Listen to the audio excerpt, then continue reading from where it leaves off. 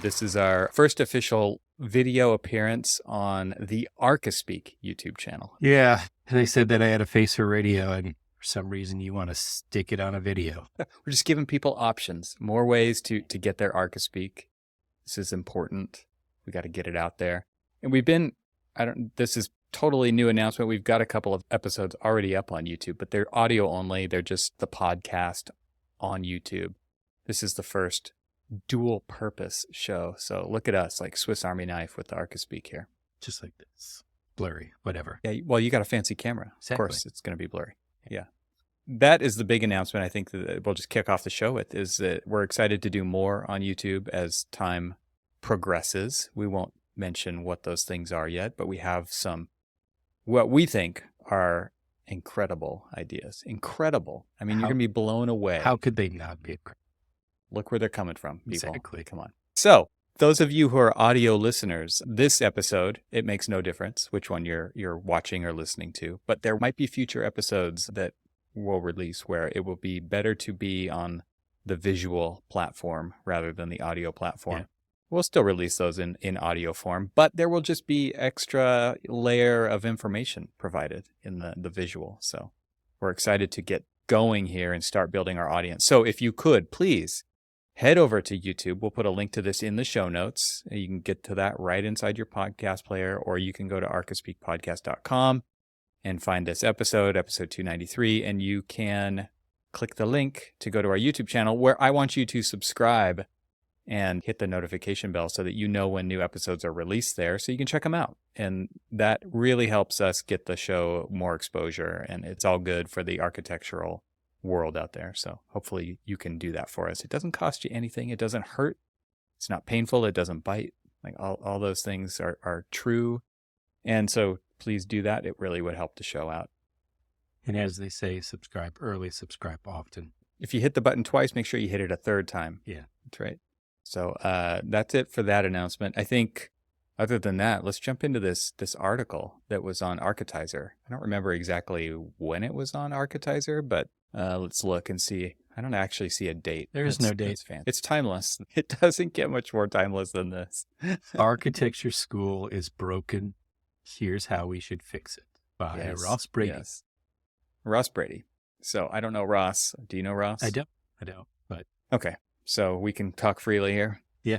There's so many themes like this, that architecture is broken in various ways. And I think we can totally agree with that.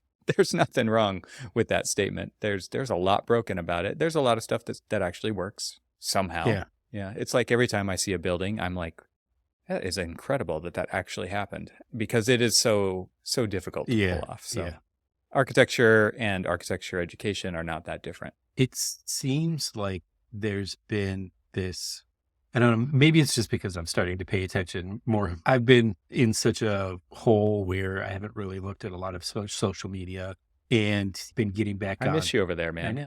I do miss you over there. Yeah. But I've been slowly but surely getting back on, in both in Twitter and even LinkedIn. They've seen a lot of articles about architecture being broken, architecture school being broken. We had kind of chatted a while back about we're 3 recessions away from profession extinction. And it's interesting is so everybody's putting it out there that we have systemic problems, and what do we do about it? And it's interesting because and even reading the book Out of Architecture, which hopefully you've completed your homework. Oh. I cannot comment. They even outline in the book, through narrative stories, the saga of architecture school, the profession, and everything else being broken, and kind of being the factors of why people leave. And, the article actually really does kind of start to highlight something that we've talked about a lot, is this huge disconnect between school and the profession, where I truly believe that there's a lot of really valuable things that are coming out of school. But in a way, I, now as a practitioner, want more, need more. And I think we, as the profession, should demand more from school, because... What do you mean by that? By you want more and you need more? You mean in a graduate, or I remember when I had worked for a little while just as an intern, summer interns and things like that. And then as I started to interview for my post-graduation life, I remember, and it happened to be the firm that I chose to go and work for. He sat me down and, well, first he kind of complimented me that I have a lot more experience than a lot of the people who were, applying for it. But he basically, That's not because of school. it wasn't because of school. That was definitely not because of Right. school. That was that 4-year hiatus that I took from school where I was working for an architecture firm. They did a lot of OJT, a lot of things, Extra experience. extra experience that for me, Right. when I went back to school, and we can even talk about this for a little bit, is just how the influence of practice sort of made me a bad student when I went back because Mm. I was always criticized about my limitations, about making it buildable and all of these Practical. and practical and stuff. Yeah. And Mhm. and so the conversation that I had with this interviewer, which again ended up being my boss and my first mentor, he basically said, when students come out of school, they're useless. He goes, look, I was useless when I came out of school, and he was like Yeah, pointing right. around, everybody was useless when they came out of school because Yeah. Right. what it teaches you is this critical thinking. It teaches you about design. It teaches you about things. That's not what the profession wants and needs, not from a recent Yeah. graduate. They need people to produce, right? And I don't Yeah. necessarily want the school graduates to come out of school not being able to critically think and not being able to think about expressive designs and things like that.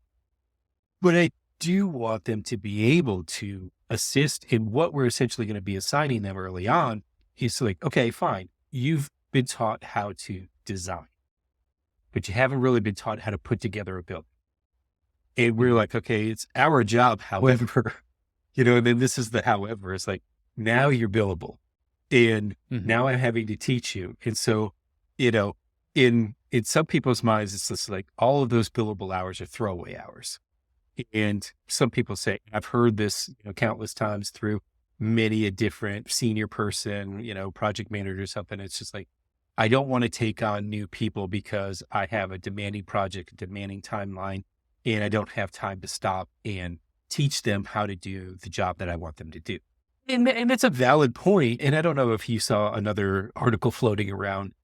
I think you may have sent it to me, maybe not, about our disconnect from our building knowledge, the tectonic knowledge that we sort of don't have when we come out. And those are the kinds of things that project managers and project architects are really looking for. New interns, recent graduates, that's what they're really looking for. That's what they really need. Yeah. And so that's where the gist of this article is. They're talking about this defense-based design. It's like the first few years, it's all about like, how can you out-design the next person? How can you defend your design? Whatever it is, may not be a building, it may be a building, is better than the other person. They start developing this intuition. And how many times have you sat in a client's boardroom talking to them about the design that you're doing for their, X $1 million budget? And they're just like, well, why are you doing this? It's like, well, because it feels right. You start talking about the intuition, you're just like, that's a hard sell, man.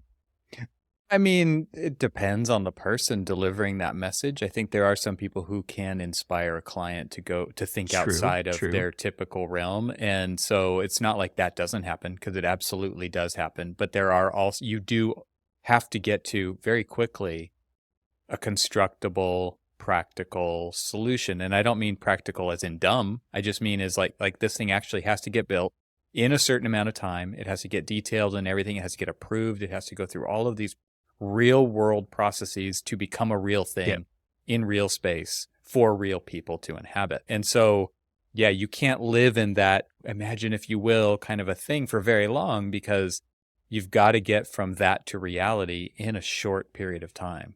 And by short, I mean a couple of years, which is not really short, but it's way fast for an architectural project. I was going to say it's short. It's short in the AEC world. A few years is like, if you can get it's just like, oh, I got this project done from design to construction in 3 years. Like, oh, that's amazing. I mean, even residential houses, sometimes construction can be like 18 months or something like that. I remember way back in the day when I was doing residential design, and, we were having very slow process of things because people are like, hey, I want to change something, or hey, I want to do this. So we were talking about the book Out of Architecture, and we were talking about the Cube project. And, they talk about the Cube project in there. Now, we didn't do the Cube project, but we did something very similar to it, which basically, they were basically asking you how to think about something without instructions. And a lot of times we go through that process early on, like say when we're given a project or we're pursuing a project, there's a lot of things that we've got to do a lot of fact finding with. First, we start to think about it in a more practical aspect. And I'm talking about experience. I just, sat through a charrette with a bunch of other people in our office. We were, basically starting the initial process of establishing our qualifications to submit them to a potential client. But we went through the fact finding. So it was like that practical application of like, what the design could be. And then as we started to say, okay, here's all like the practical limitations, here's this, here's that. We started to explore, something a little bit more ethereal, a little bit more kind of intuitive.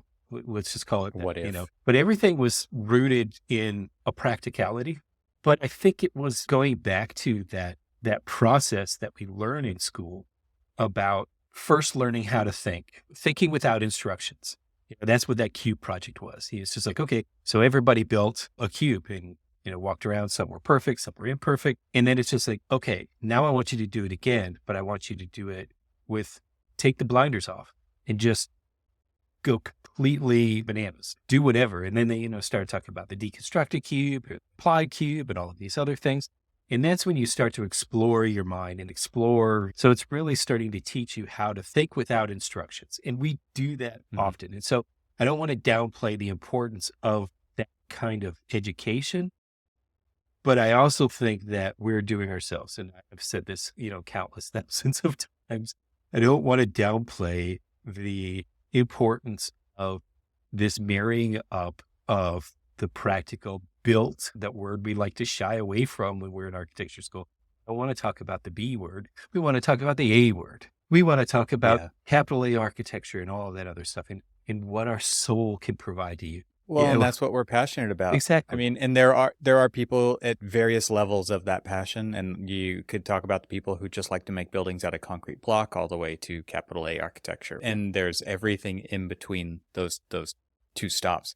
The whole idea of architecture school has to change implies a trade-off. If it takes 5 years to get an undergraduate degree from an accredited university, if you want to be Arch, you want to be an accredited, architectural graduate that you then can take the next step to pursue licensure, there has to be a certain set of steps to get from here to there. And so what we're saying is that needs to, and this article is saying that needs to change. And it's basically, let's just cut to the chase. It says less design. What the trade-off is we can do less design training and more practical business, buildable, there's all kinds of other things you could fill that in with to create a more well-rounded architect upon graduation, even though you can't call yourself an architect yet, right? But that's the idea. So, and I'm glad you actually said that because, as you were talking, it kind of like popped in my head. I was like, okay, well, think about the pathway that we're now starting to pursue of licensure upon graduation. So if you have a license upon graduation, what kind of practical experience or what kind of practical knowledge are you supposed to have that license? It's a lot more building knowledge than you would normally graduate with, correct? Yes, it is more for sure. But is it actual useful knowledge, or is it just memorization of diagrams out of books? Well, I would say that it's a lot more of an understanding of construction and building than we would normally graduate with. Because it might be, but is it, if you can retain it? Yeah. But is it practical experience that you probably not at all, not. But it's still one of those things that it's a tough problem. I mean, the reason that it's like this is because it's a tough problem and there's not one way to solve it, just like a real design problem, right? Like just like everybody in studio got the same prompt and had to come up with their interpretation of the cube. To go back to the conversation before, and they were different. That's exactly what we're talking about here on a much larger scale, which is the education slash licensure slash trajectory of a career of an architect. How useful can you be? How soon? Because this is coming at it from a perspective of the business of architecture. Yeah. And it's not like the business of architecture does a whole lot to get people to get from A to Z very quickly either, right? So Yeah. we're busy Yeah. in the business of architecture pointing at the education side, saying, how come you're not putting out more useful people for us? And at the same time, you're never allowed to go on a site visit as a young professional in an like never. It does happen, right? And there are some education programs like the one that you went through at Auburn where it's very hands-on, right? And Cal Poly, where I went to, the motto is like learn by doing, right? And it was very hands-on. And there are schools like that. And it's not to say that they don't exist, but there is a lack of getting people into the field in the profession to see what the hell they're drawing before they're drawing it so that they actually understand how things are going together because they're not getting that in school. This is a really interconnected mess. And I think one thing that this keeps coming back to is like, we have to rethink it all. It all has to be rethought. And you can't just change one and the others continue to operate the same way because that won't work either. Yeah. Yeah. And that's why it is definitely not a one solution because we spend so little time truly mentoring early on because a lot of times people just don't want to be bought. They need other people. Look, I need you to do this, but I don't have time to tell you how to do this. So what is different from once they get into the profession than school? Because in school, we're like, hey, I want you to design a building. You don't know anything about a building. We're not going to teach you about a building yet, but I want you to design a building. And here we're like, okay, here we're designing a building, but I want you to do details. I want you to do code research. I want you to do this. I want you to do that, but I don't have time to teach you. So you're going to have to teach yourself. Oh, and that program that we need you to do it all in, you better be damn good at that. You better be damn good at that. Oh, you didn't take any classes on that? Well, you're going to have to teach yourself because I don't have time to teach you that either. You're absolutely right. Designed to fail, man. This whole thing. Yeah. It's a miracle it works at all. I keep thinking that. You started off with saying if you go past some buildings and you're just like, wow, it's amazing that got built. Talking about buildings that I've designed, right? Oh my God, they actually did it. I go to some of the, and I'm not going to point out any names, but there's some Starchitect buildings that I've visited that are amazing looking buildings.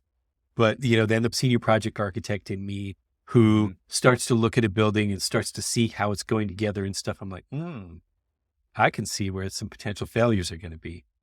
I was inside of a building and everybody was enjoying the building. It was an absolutely beautiful, spectacular space. But I saw, you could see through the building, you could see water ponding in areas that are up against joints. I remember you tell me about that. Exactly. And I'm not going to say what that building is. I mean, maybe, we'll talk about it in later one of our, amazing upcoming videos. Maybe we will. But you're just like, that's going to fail. That is going to fail. Well, and this article points out this idea of creating containers of space versus buildings for the utilitarian, like the use of the people who actually are going to use it. And there's a clear distinction there. Like one is paper architecture, one is real architecture, and that there is kind of a failure to bridge the gap in school, at least, to get from paper architecture to real architecture that people will actually live and work in. And that is a reality of our profession. But I have to say, it's a trade-off. And what are you willing to get rid of so that you have the space in an architectural education to put these kind of practical training pieces in? And then I also want to just point out that we don't need more boring, crappy buildings. We don't. Yeah. The value of an architect is in the kinds of spaces and buildings they can create. And we still have to work within all the constraints of budget and program and code and all those things. But we need more great architecture, not less either. Right. And so that's a fear of mine. So this kind of that's totally it. And that's where I feel like this catch-22 is putting us, because if we constantly say that the disconnect is between school and the profession, but it's the school's fault, or then the school is saying, but it's the profession's fault. We're just going to get those kind of like banal, boring, yawner buildings and stuff. And so I think if there's a lot more cohesiveness, a lot more, I've never understood why there isn't more interaction with the profession in school. So we had visited just because my ninth grader is interested in going into law. So I decided, it was like, you know what? Hey, let's take you over to the University of Michigan School of Law. Absolutely beautiful buildings, beautiful law quad. And I just kind of like wanted to walk around with her and just have her kind of like feel what it is to be in a college campus and stuff. And you could see all of these students buzzing around, and you could see the serious, stern look on their faces like, oh my God. But we actually even like walked into one of the common spaces, and you could tell that there was like real lawyers in there talking with students. And so there was this interaction between the profession and the student, because the student, and there's so much more connection with the profession in things like that, in things like medical school, which we're always trying to compare ourselves with. We're professionals just like they are, right? Yet we always seem to, have this disconnect between we school in a bubble, we practice in a bubble. I sought out working in a firm. And like I said, when I came back, it was almost like I did myself a disservice, because the professors were telling me, oh, you're thinking too practically. It doesn't have to be buildable. Like, I'm thinking to myself, yeah, it does. I mean, No. Not in school, it doesn't. I would, so I took time off between my third and fourth year.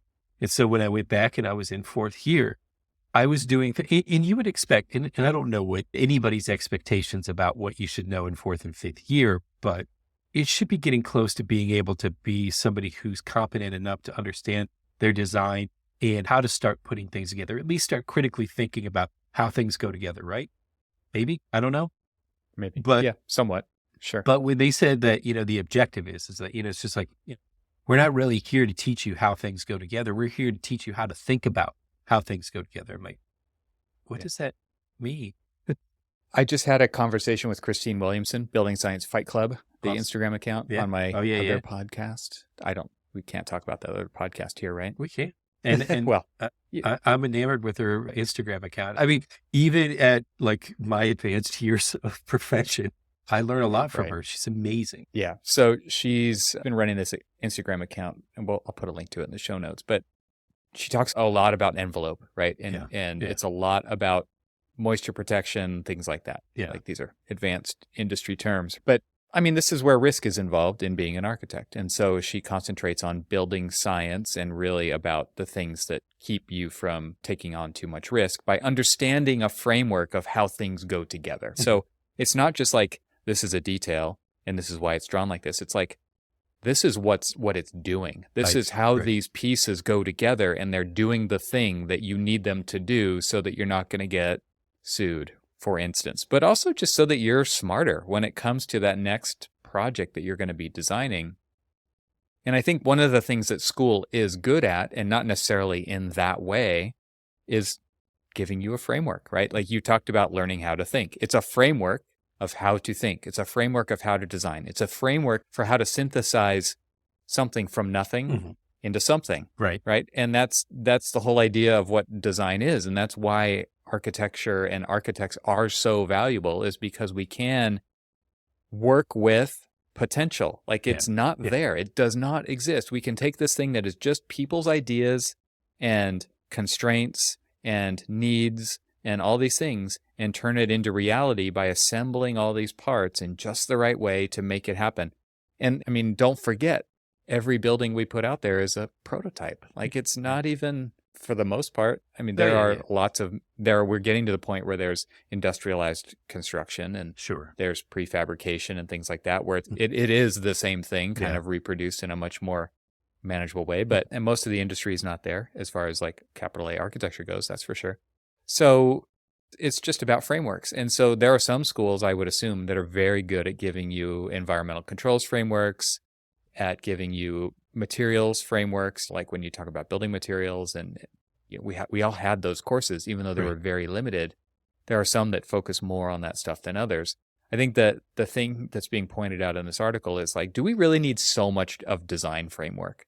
Right. And still, can we turn out, and my comment, I guess, on this whole article is, yeah, maybe we don't need to focus so much on design. And I wish that the education system, maybe they think they're like this. I kind of don't get that sense with most of the graduates that come out, is that they're not playing the long game of creating great architects. Mm-hmm. They're processing people through a business, and the business is this architectural education. Yeah.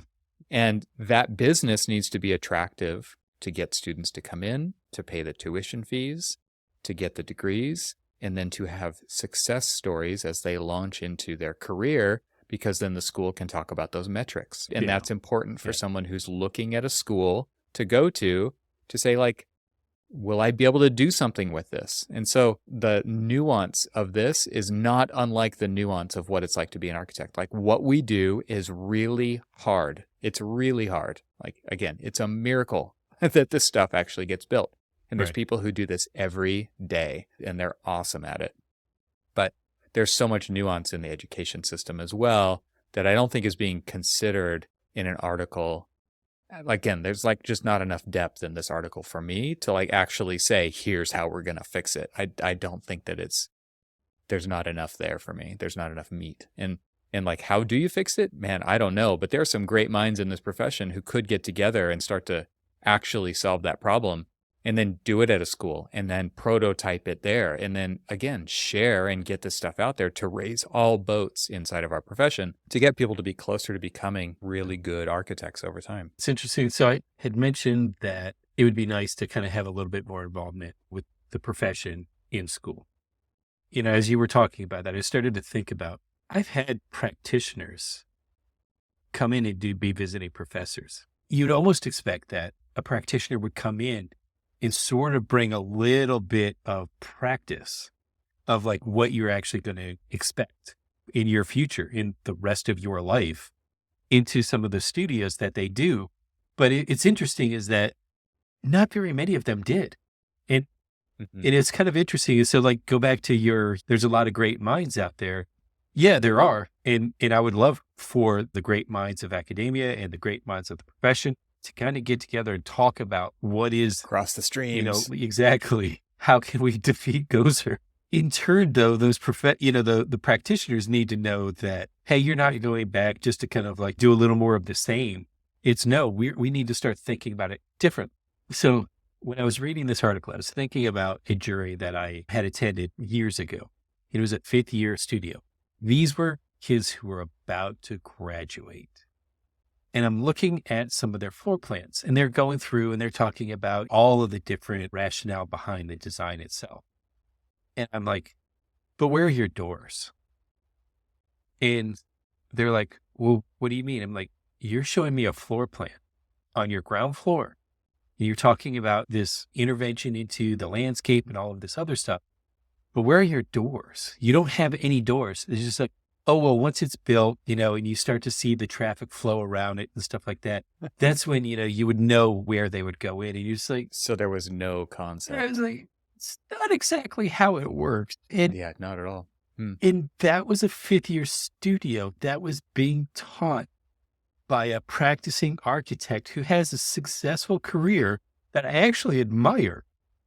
And they were, but you can't teach them all. I mean, I've taught. I know what this is like, and this sucks to say, but man, there are students that those professors give up on completely, and they're still going to graduate. So now fast forward to Monday, a few days ago, I was in my ACE class, and one of the students, as we're sitting there, we're talking, and I was like looking at the PowerPoint that they're pulling together. That's ultimately going to be part of their final presentation. And I'm like, well, where'd you get all of these great pictures of the existing building? She's like, oh, I went out and took pictures. She goes, how can you design anything without really actually seeing and understanding the site? It's like, oh my God, welcome to the profession. Yes, please. Come under my wing. Exactly. Come on in. The door is open for you. And if you keep thinking like that. There's that spectrum. Yes. There is that spectrum too, right? It's like, where are your doors? She's a 10th grader in high school. Yeah, right. There's a junior in high school who is doing a lot of the Revit work for this project team, because they're broken up into What? teams. And there's this kid, he was like placing all of the doors. He was like nudging them over. And I'm like, well, why are you putting them off of adjacent wall, the perpendicular? You're testing him. No, I was just asking him why he was putting Okay. doors, where he was putting them. He goes, well, that's where I normally see them. I'm like, well, you're not wrong. And here's why we normally do things like that. Mm. And, try to explain to him the things, and so now I've been doing ACE and again, for people who don't know what ACE is a way to introduce high school students into the potential future careers that are available in architecture, design, construction, engineering, and all that stuff. Mm. And so I've been doing it now for 8 years, and I've evolved in the way that I teach to try to talk to them about the why we do what we do. A lot more than just, here's something, remember it. It's just like, here's something, remember it, but here's why you actually do it. Because if you don't understand the why, there's really no point in understanding what it is. And I'm just sitting there, we were talking about, yesterday, the structural engineer was, she's kind of walking around talking to all of the different groups and stuff. And she came by and she was kind of quizzing the kids, because these kids actually get actual credit for these. They can, they're getting high school credit, actually getting college credit for these. And so they want to kind of like know that people are learning something. And so the structural engineer is going to come in and ask, structural engineer type questions. And so she starts asking about, tell me about all of the different forces. All of the kids actually answered all the different forces. But then as the structural engineer walked away, she just wanted to know, and this isn't a knock or anything. She was just asking, this was information that was put out. Were you guys paying attention? And that's what she was checking on. But what I wanted to check on is like, did we really go through what those forces are and what they really mean? I mean, I understand Just that memorize the forces. it's just like, I understand that you're just high school, and it doesn't really matter to you if you know what they are, because if you're really just trying to get credit for this, just memorize what they are, and they are. However, if you guys are really interested in going into the profession, you're going to need to know what those forces really are, what they do, how they affect your design, how they affect your building, how they affect the material choices, how they could potentially affect the budget. Yeah. And I started like walking through and talking about it, and they all just sat there. They stopped what they were doing and they were listening and stuff. And I was like, does this make any sense to you? Like, yeah, it's really interesting. And I'm like, I actually remember having these conversations in college right. with my professors.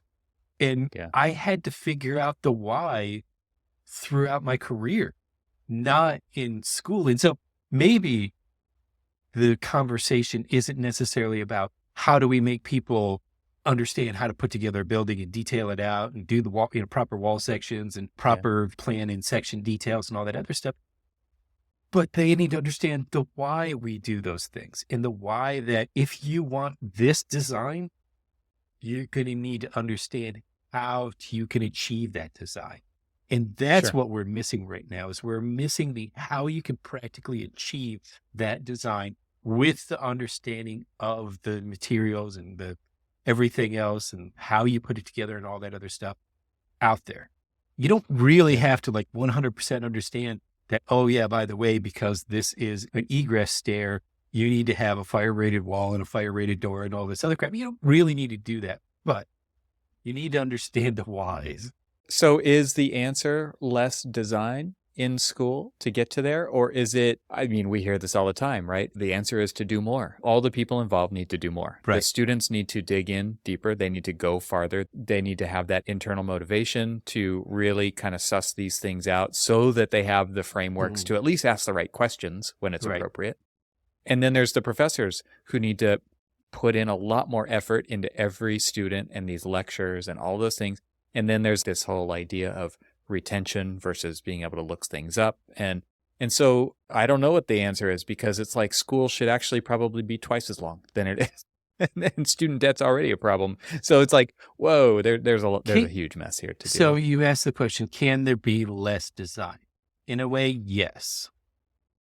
But it's not less design as in, what was interesting about my fourth year is that the first semester we did a project. The second semester, we actually built upon that project. First, we started to look at it in a very kind of like narrow context. And then we started to look at it in a bigger, broader context as we started to go further and further. And I'm not opposed to doing things like a year-long project that actually starts to teach you the reality. In fact, if you think about it, the reality of some of our design process is a year. I'm on year 2 of a project.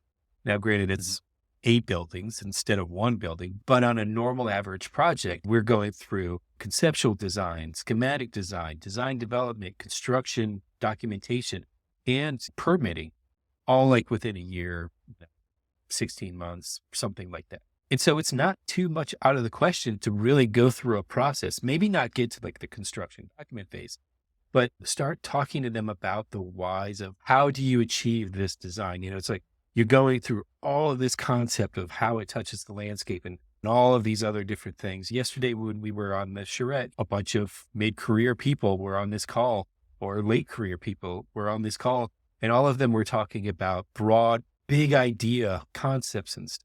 So we're never too far away from the big ideas and then how to we hone it back down to the actual practical building.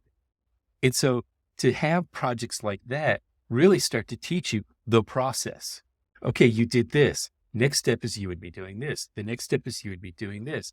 And it's not stealing from this notion of creativity. It's actually helping reinforce that you can become more creative when you understand why you're doing what the hell it is that you're doing. Sure. Yeah. The more information you have earlier, and whether that's information that you know or that you can get, helps, right? Yeah. To know what those constraints are, because then you know where you can break them. And I think this is off topic, but this whole idea of what's going on with AI in the practice and what we're seeing kind of take off it's interesting to me, because it's like all of that is going off of things that have already been done. Yeah. And so if it's been trained on language models out there, I guess the only reason I'm bringing this up is it doesn't know how to break the rules. Whereas that's what architects do. It's like you figure out how to break the rules. You figure out how to and you're not breaking the rules. You're just coming up with a creative way to get around something or solve it in a particular way. You need a lot of information up front. And I think that's maybe what's so frustrating for everybody, at least on the practice side, when they get a new graduate in.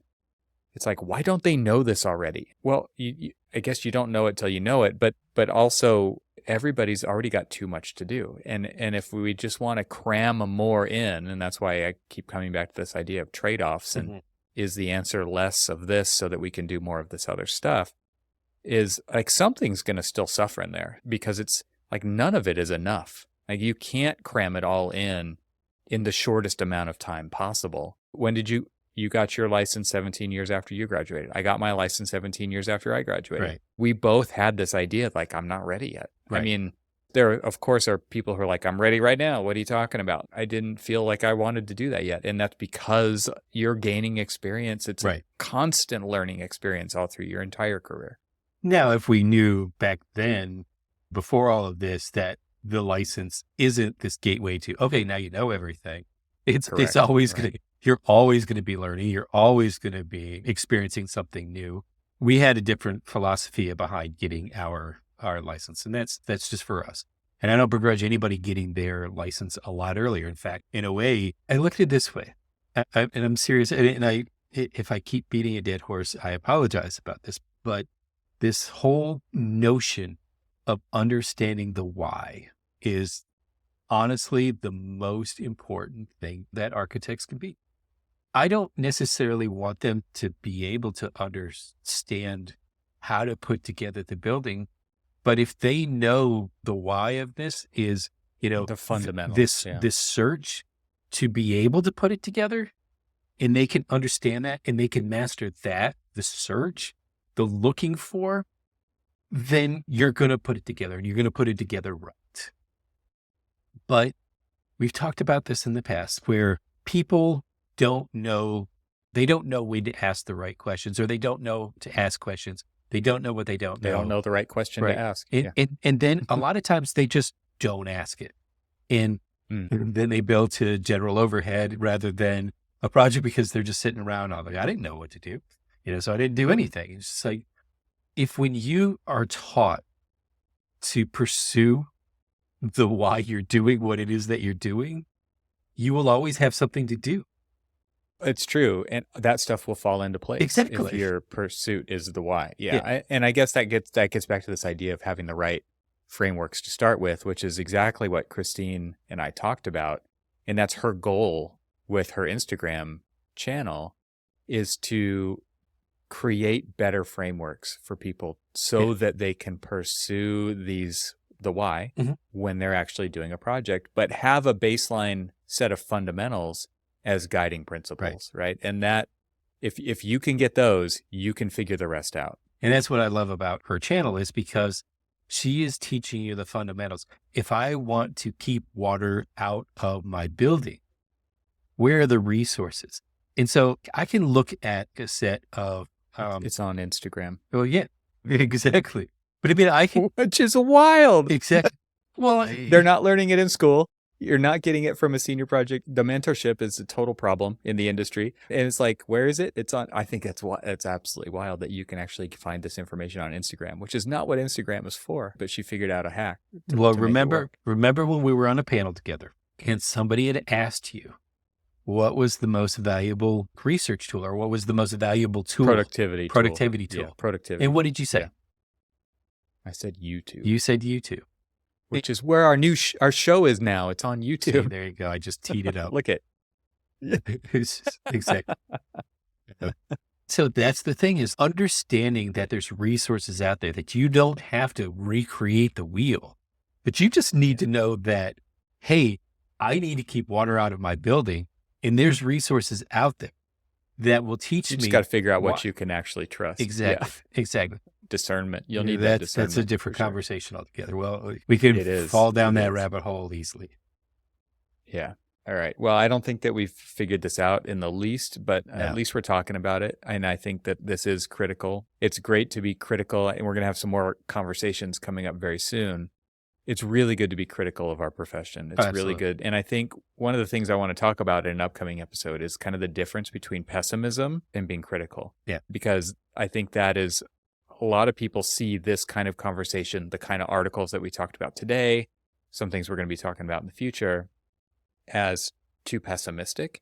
And like, obviously we're passionate about this industry. And I know that a future guest coming on the show is also really passionate about making the industry, the profession, better. Right. And that's why we're so interested in having these conversations. And without these conversations, things will not change, right? Absolutely. So, absolutely. All right. Well, should we sign off? Sure. Our inaugural live ArcaSpeak podcast channel here on YouTube. And, of course, we're still doing the audio version. But again, everybody head on over to YouTube, hit the link in the show notes, and we'll see you next time. See you all, and thanks for watching.